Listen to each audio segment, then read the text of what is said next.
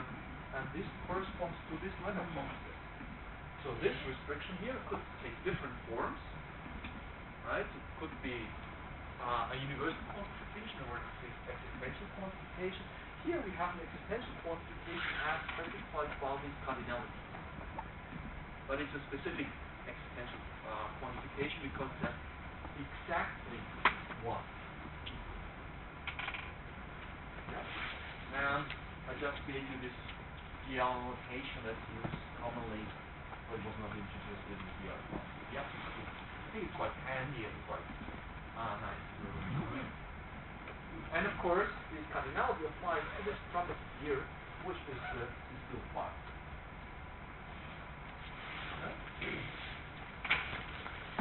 So basically what you have to do here is you have to encode a triple the syntactic structure of this sentence, which makes it a little bit convoluted, a little bit nasty, I would say.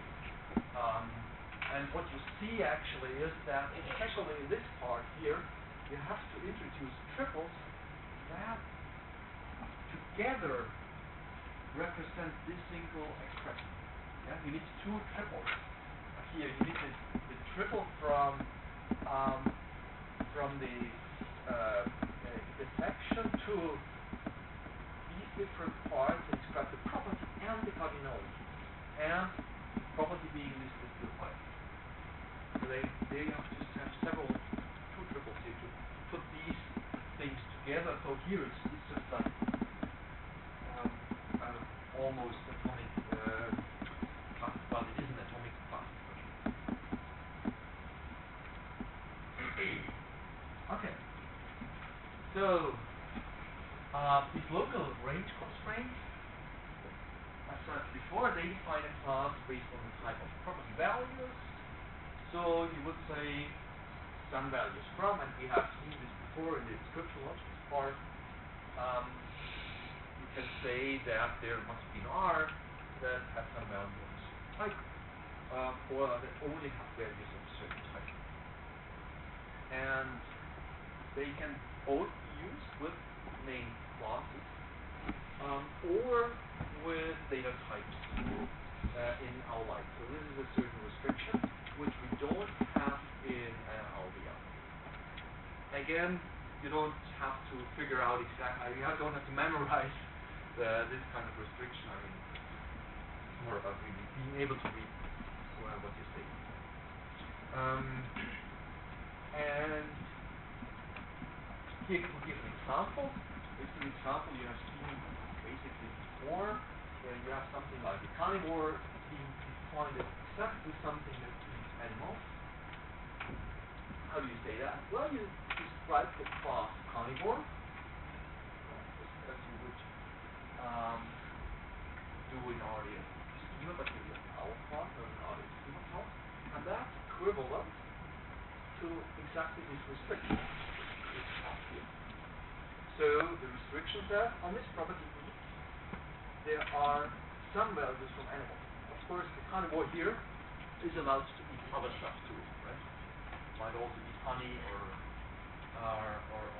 bears or whatever. Berries,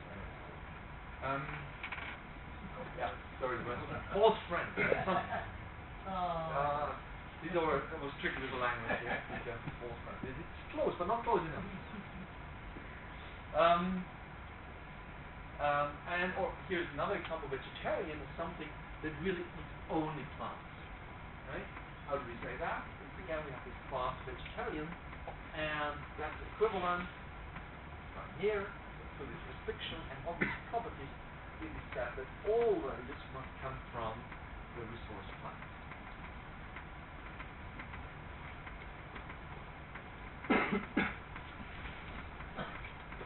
So then, something which we cannot use in our life, if we have some value from, we have this with molding. Here we have another example, that green things are things which are colored green. Right? So that's how we could express that. You referring to this particular instance of color. And again, now I think it's not very surprising. What comes now is like, again, it's this class of green things that we define here. with this equivalent class expression, and then there comes the restriction. Only this time on the property we have the has value restriction. And in this has value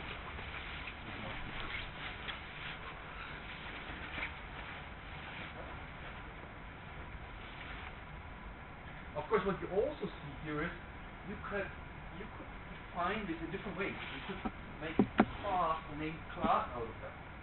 Class of green color. It would be a little bit of funny class and not very convenient maybe to use.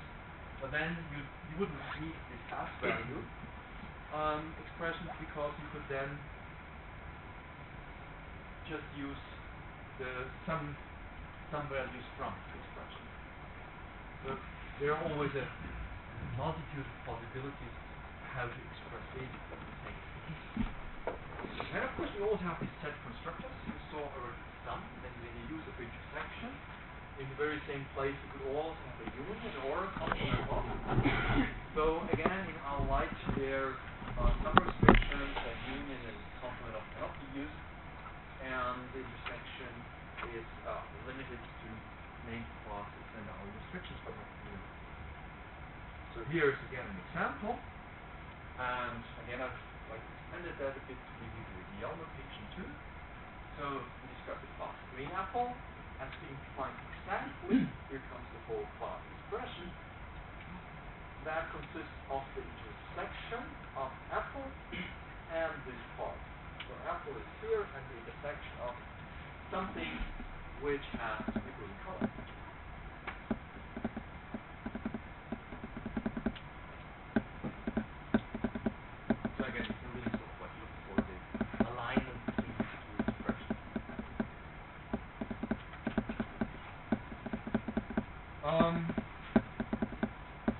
Now, something that we have not talked about in RDF, in RDF schema really, is identity.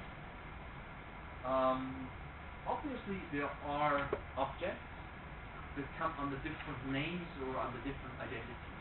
But here's one simple example: the morning star and the evening star, which are the same, the Venus, that we would see.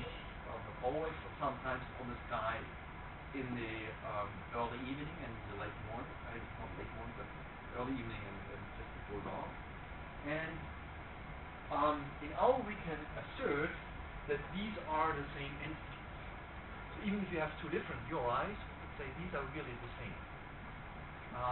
That's of course interesting, because then if we query for all the properties of such an identity, we do not only receive the properties that are asserted to the morning star, but also the properties asserted to the evening star. Now, identity, of course, applies for entities, instances like morning star and evening star. These are proper names, right? And we talk also, of course, about class, and we may also want to establish that two class names really mean the same thing. And well, for that you have already seen the construct really when we defined classes before, which is just equivalent to class. We can also do the same for equivalent properties. Maybe that's needed the least often, but we can do that and describe that some property R is the same with some property. Now, identity is really tricky, of course. I just included here some example about some certain stuff. None of them is me, of course. So, and then the question is really like, are these the same? Well, it's hard to say. In the semantic web, we make the open world assumption. The open world assumption means we leave it really open whether these identities are the same or not. It could be or it could not be. All the reasoning that is done with OWL is based on the consideration that they could be the same or they could be different. Unless we say something about them. If we would say that this is the same person as that person, then, if you say this explicitly, then I would reason with that. But of course, for doing that, we would need to establish something like we did here, say that these are the same as the other one.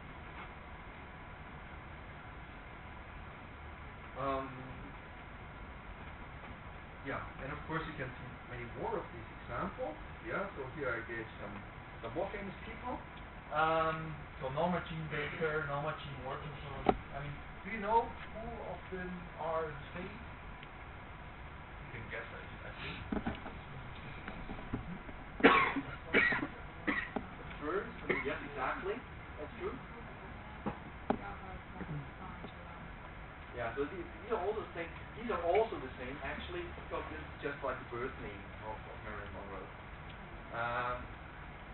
So you see also when there are different names, of course, you can't tell really good. They could be different names and could still be the same entity. In a database world, we have a different assumption.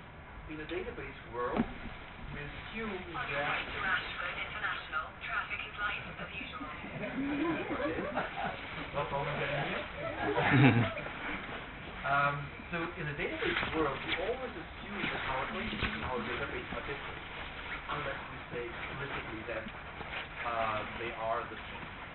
In our or in the semantic web, we really need to go. So we would really need to establish that Marilyn Monroe is the same as Norma Jean Worthington, is the same as Norma Jean Baker. So I described already the possibility here to say that two things are the same. So we could use that to describe something about Marilyn Monroe. We can also explicitly say that two identities are different. Namely, we can say this Harry Corbett is a different one than this Harry Corbett. Or we could apply this to the Facebook Stefan Staub one, to the Twitter Stefan Staub, right? Who are two different people, different populations. Yeah? So this makes it really explicit. And so this is a major source of misunderstanding, especially for people who come from the database world. Like most computer science people who do programming, work with all sorts of data, object-oriented programming and databases, they always tend to think that, well, they have different names, they must be different. That's not true. Here we need to establish that. And this assumption of not making assumption, actually, is also called the open world assumption. We only believe what is explicitly asserted, and all the rest we leave it open. Our comes with the position to assume that knowledge of the world is incomplete. Right? When we want to list, let's say, all people in the world, it's basically impossible because every second new people are born.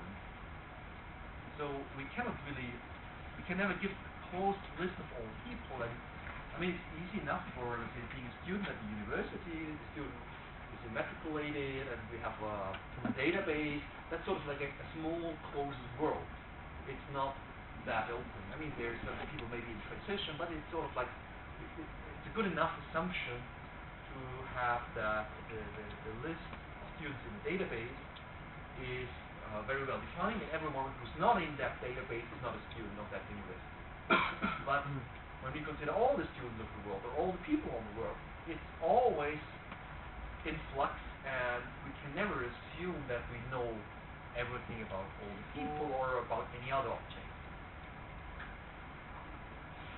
Okay, so if we got that because open world assumption, right? If we got that with a reason, well, say, if there are two things that are people and have the same name, same father's name, same mother's name, same city, same date of birth, then they will be two people. But I haven't explicitly said that they're the same thing. So will that reasoner then be able to say, yes, they're the same people, so when you grab one resource, you should grab the other one? We cannot do this in OWL. Later on you will have lectures on rules, and there you could assert such a kind of rule. Of course, that might only apply to maybe a small group of people. Of course, I mean, we know, for example, when we look at identification, quite often we use something like, like you said, like your name, father's name, and so on, and birth date, and so to get confirmation that this is really just one person. But it is tricky, right? I mean, you see on Facebook, originally I was the one who doesn't start on Facebook, and then over time, and it's not a frequent name, not like John Smith or so, where you would expect it. So it's very challenging, might be very challenging to identify people. So open world means if we cannot prove it to be true, then we don't assume it's false. That's the core thing. That's in the database world, if you cannot establish that it's true, we assume it's false automatically. So answering this question, is this person a student, is different in OWL than from the database. In the database, we look up the database, the person is not there, so it's false.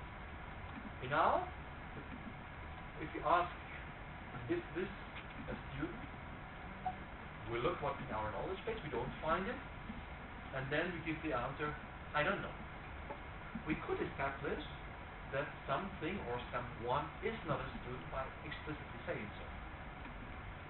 We could say some A is not student. And then the reason I will conclude that.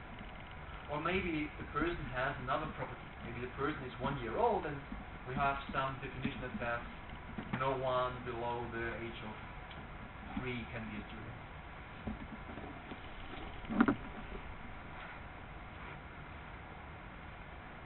Okay, now of course what you see here is that it may be very inconvenient to have this pairwise assertion to say that you are a different person than you, and so you would, the number of statements you would have to make grows quadratically, right? So it's like how often do you hear glasses ringing when everyone wants to cheer with everyone else? Up the glass to each other, so the number would grow quadratically with the numbers of people. And therefore, to reduce the burden of people to write this down, I would have a statement which is basically syntactic sugar, because you could expand it automatically quite easily into the OWL different from. And this is this OWL all different. So this OWL all different always comes together with OWL distinct members, and OWL distinct members can only be used together with OWL all different. And it basically says that here we have then a list of people, and they are all different people. So John, Paul, George, Ringo, they would all be different entities. Now I thought I would put some of these things that I told you just together and give you 2 examples, and we have to be very careful what we do with these kind of assertions. So here's the example. Took this from modified it a bit from the OWL on the website. Okay, so let's say we define here first the class line. And what you see here is another expression that I have not used on my slides before, namely to establish that something is a subclass of, not equivalent class. We just use actually how the audit as subclass of expression. Okay? So then comes here the OWL restriction, and because the OWL restriction defines a class. And here on this property we say that for the class of wine, every wine has exactly once this property has wine sugar. I mean, what I want to express here is that the wine is either sweet or semi-sweet or dry or one of these expressions for sweetness. So it makes sense, I think, to establish that you can say it's either sweet or dry but not sweet. Now, well, if we are a little bit careless, we might say that okay, this off-dry is different from dry, and this off-dry is different from, sorry for this layering, I should still prove that off-dry is different from sweet. when we say it like this, we have established two pairs. And the off-dry and dry, and off-dry and sweet, but we have said nothing about how dry and sweet behave to each other. The off is all different from just always is about a pair saying that these two entities are different. So about dry and sweet, we don't know anything. I mean, we have our human interpretation, but that human interpretation is not known to the logic reason. And now I say something about my wine. Yeah? I just make up an instance here. Well, that instance here is just typed as you would expect it to be typed. So this instance here with this URI is typed with glass wine, and this glass wine is partially defined here with F. And now I say something about my wine, namely that it has wine sugar dry and it has wine sugar sweet. Okay, now my question to you: what will the reasoner conclude when he gets all this information?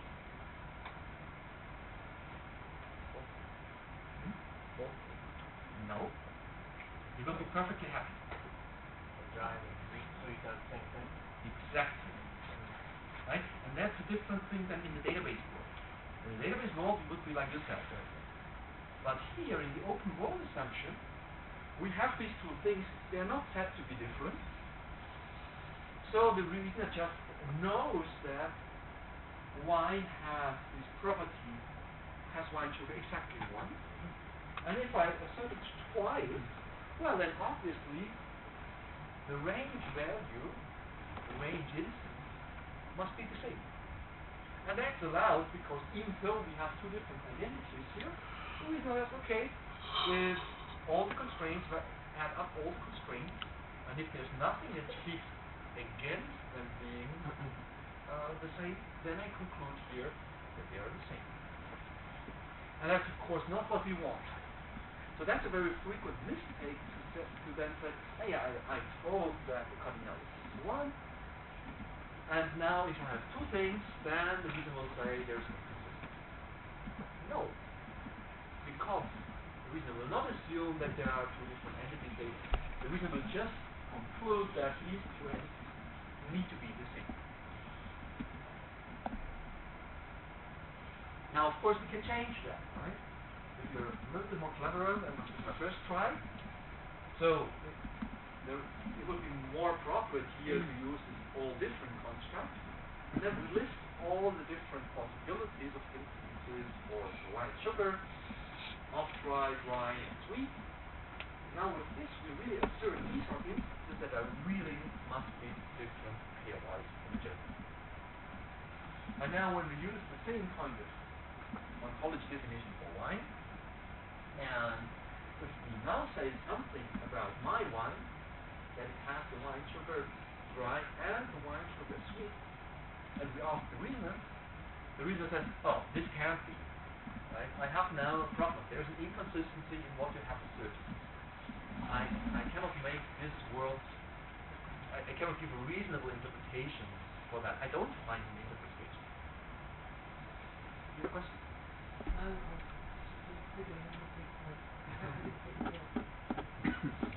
Okay.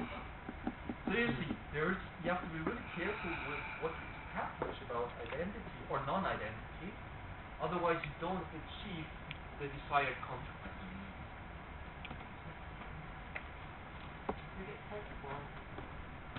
That would be a funny case. Dry and sweet at the same time. Okay. We have, I will switch topics slightly, I think it's really out, but we have something that we have not fully discussed, which is also important to understand. Namely, the difference between necessary class definition and sufficient class definition. Let's first go into necessary class definition. So, the necessary class definition is basically the pattern that when we know something is of a particular class, then it must have a certain property. And actually the wine example before had this, because here we said that wine is a subclass of something, and the property must hold true that it has exactly one once this property has wine sugar. Of course, this does not fully describe wine. I mean, wine has so much more to it. You can look into the chemical ingredients, the origin, the taste, hundreds of properties that you can discuss for wine. And I only say here that it must have at least this one property. So every wine necessarily has this property. Important, of course, is even if each wine has a taste, I might not know the taste because I have not tasted it yet. Or it might have a chemical composition, and I don't know the chemical composition because I have not analyzed it. So, what is described here is a necessary condition. No wine comes without that. But it's not sufficient. If I find something that has some wine sugar, I'm not sure what this would be exactly. Maybe that's a bit of the best example. Let's assume beer would have wine sugar. Well, definitely beer has sugar. Then this would not be necessary. This would not be sufficient. That we have this one property as wine sugar, or this sugar population of that qualify beer as being wine. So you see, the necessary condition works in the one direction. Every property described there must be asserted to all instances of this class. And yeah, it defines personality as a subclass of, like we just did on the previous slide. Now we can also describe sufficient. We can give sufficient definition. Now, I forgot to add one example on the slide here. What would be a sufficient definition for a class? Could you come up with an example?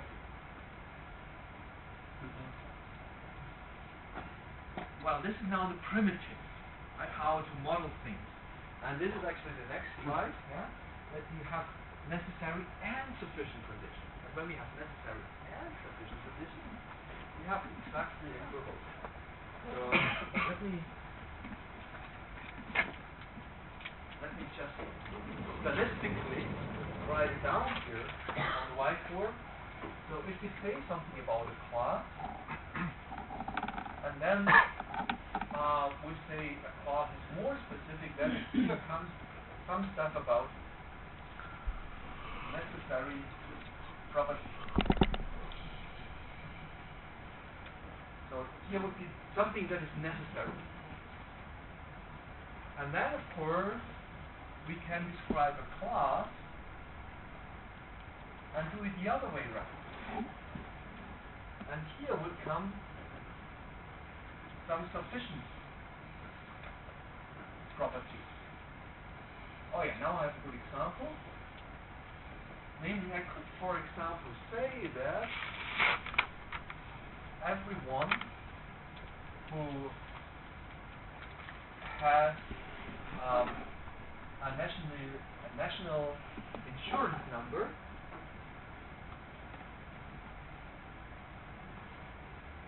certainly is a person. So it is sufficient, so to say, to have a national insurance number, then you're a person because dogs don't have that as far as I know. Yeah? And at the same time, are you a person when you don't have a national insurance number? For sure, right? I don't have one actually. So I hope I'm still a person. So the necessary goes in one direction, and the sufficient goes in the other direction. And if we then establish both, and that's then of course then the equivalent, then of course we have a situation where we describe a class with all the necessary and all the sufficient properties. Sufficient condition for that national insurance example. Yeah, I mean, because everyone who has a national insurance number is a person. Yeah. So what is sometimes a little bit The other way around. You could No, say but traversing things in my head, you know. exactly. That's really one has to sort of like Yeah. get the head wrapped around this sort of like in which direction those things work. Yeah. You can also say you can also describe it like this. There's the class of all persons, and then some of the people here have a national insurance number. Right? So everyone who has a national insurance number is a person because they are completely contained in this class. So it's sufficient to have a national insurance number, then you know about this is a person. But obviously there are many other people, say from outside the UK, they don't have a national insurance number and they would still be people. So this is a sufficient condition, but it's not a necessary one. A necessary one, let's say, for a person, yes, we could, for example, say that the person, every person has a birth date, right? When you're not born, you don't have a birth date, but if you're born, you have a birth date. At the same time, dogs and cats also have birth dates, right? They're also born. So when we talk about being born, having a birth date, then that would be this very big class.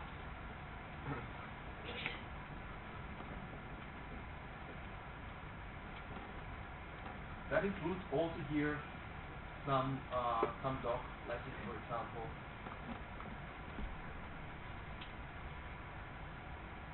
So every person with this set is contained in this bigger set.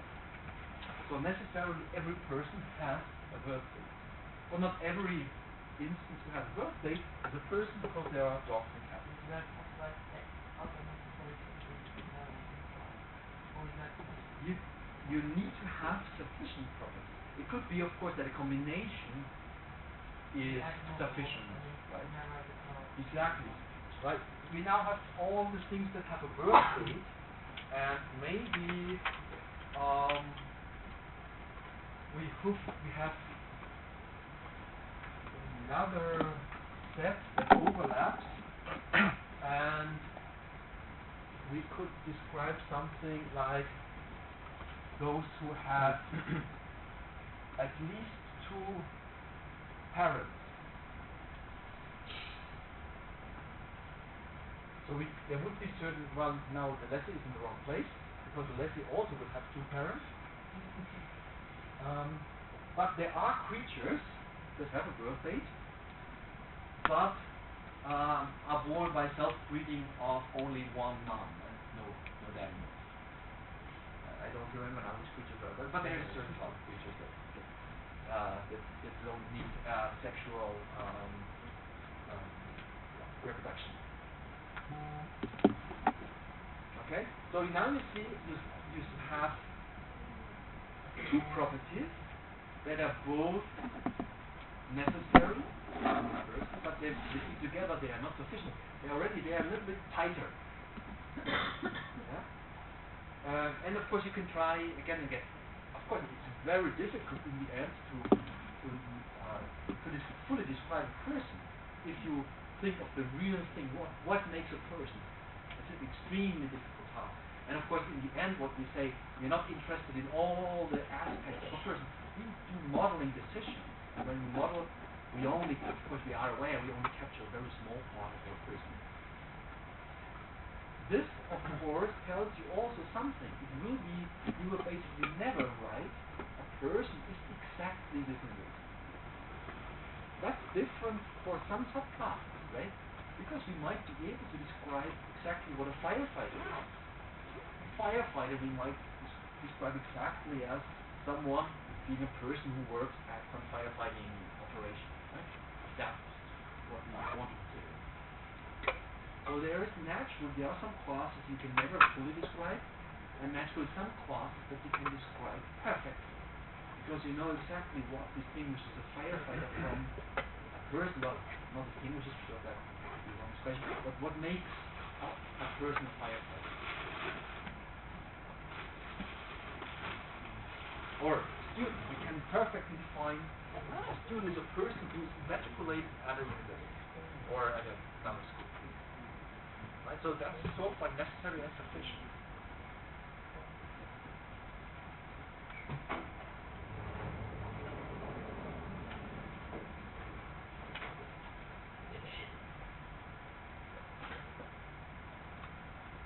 Okay, so we have that. We have some more nice things in OWL. We have something like inverses. For example, we have here a property that a document or a book might have an author. And what is the opposite of having an author? Well, it's having written something, right? So if a particular book has an author, then of course this author wrote the book. So this is an inverse relationship. These properties are related. If we know A has author B, we know that B wrote A. So it's a simple algebraic property there you can display. There are other interesting property types, like symmetric. Symmetric properties satisfy the axiom that if this property holds for x and y, then it also holds for y and x. So if I have a sibling, then I'm also the sibling of that person. Right? So if you have another sibling, then well, you know the inverse, the symmetric thing also holds. Not inverse, symmetric. So symmetric is a bit more specific than inverse. It's sort of like inverse with itself.